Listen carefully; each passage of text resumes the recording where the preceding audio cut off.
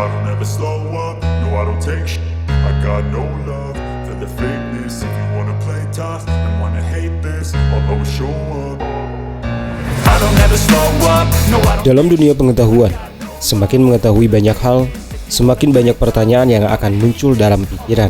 Diawali dengan pertanyaan mengapa dan bagaimana, lalu kemudian penasaran dengan alasannya. Sikap ingin tahu ini baik untuk dikembangkan. Bahkan anak-anak yang selalu merasa penasaran dan ingin tahu terhadap suatu hal merupakan ciri-ciri anak cerdas. Otak manusia memang berfungsi untuk mengolah dan memproses informasi, sehingga pengetahuan baru dapat ditemukan.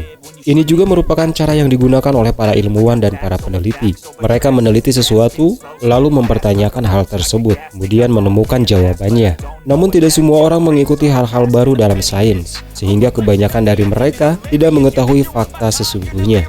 Supaya menambah wawasan dan pengetahuan, mari kita cari tahu fakta unik dunia sains yang jarang diketahui berikut ini.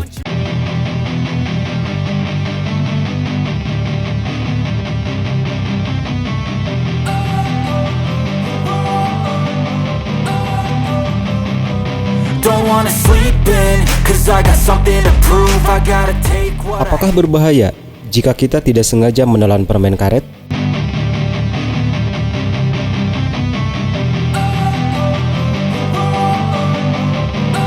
Permen karet dikatakan berbahaya jika tidak sengaja tertelan ke dalam saluran pencernaan. Banyak mitos yang berkembang bahwa permen karet tidak bisa dicerna oleh sistem pencernaan.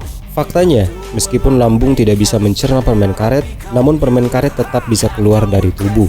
Polimer karet tahan terhadap asam lambung, sehingga sulit untuk dicerna. Bagian dari polimer karet tersebut berpindah ke usus besar dan dikeluarkan. Begitu juga dengan biji-bijian, seperti biji jeruk yang tertelan secara tidak sengaja. Sistem pencernaan kita yang canggih mampu mengeluarkan berbagai makanan yang tidak dapat dicerna hampir setiap hari.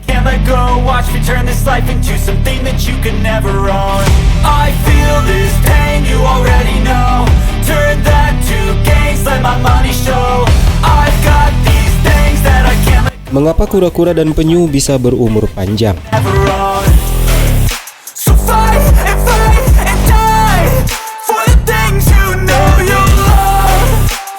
Sering dipertanyakan oleh banyak orang, mengapa kura-kura dan penyu bisa berumur lebih panjang dibandingkan hewan lain. Bahkan ada seekor kura-kura yang berusia 189 tahun dan diberi penghargaan sebagai hewan darat tertua di dunia. Untuk menjawab pertanyaan tersebut, mari kita simak penjelasan dari para ilmuwan life science berikut ini.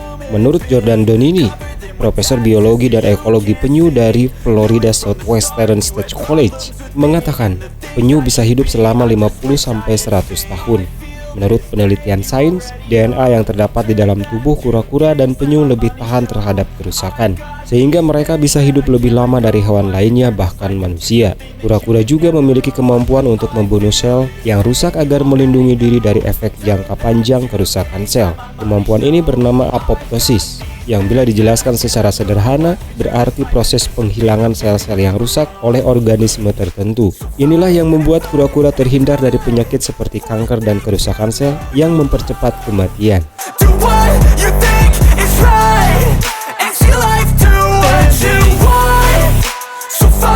Mengapa rambut manusia berbeda-beda?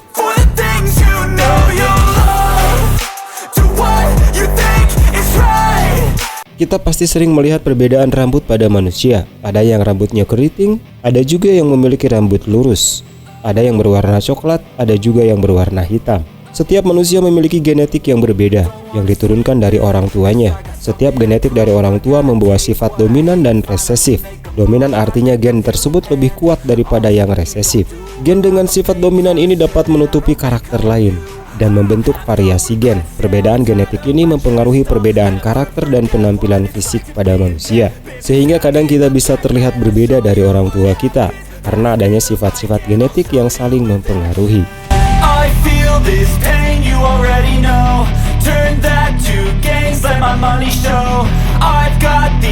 Mengapa matahari berubah jingga ketika menjelang senja?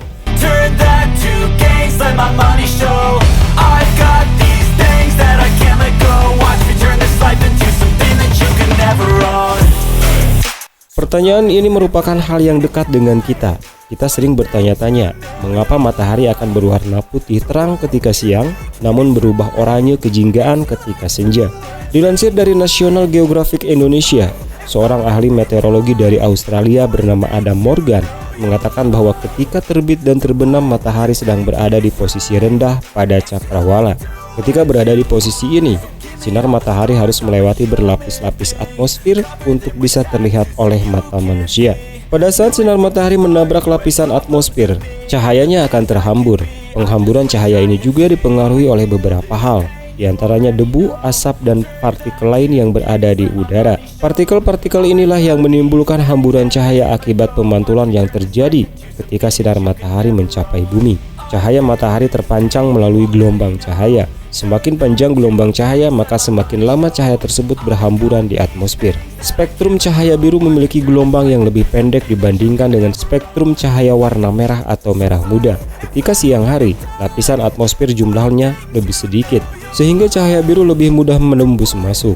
Itulah mengapa di siang hari kita dapat melihat pandangan langit biru. Ketika bumi berada jauh dari matahari, lapisan atmosfer yang harus dilalui matahari semakin tebal. Spektrum warna jingga, merah, dan kuning dapat menembus jarak atmosfer yang panjang.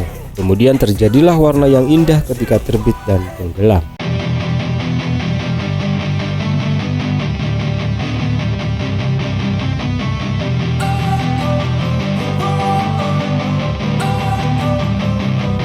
Don't wanna sleep in, cause I got something to prove. I gotta take what I hate and finally make a move. I think of you and all the shit you don't do.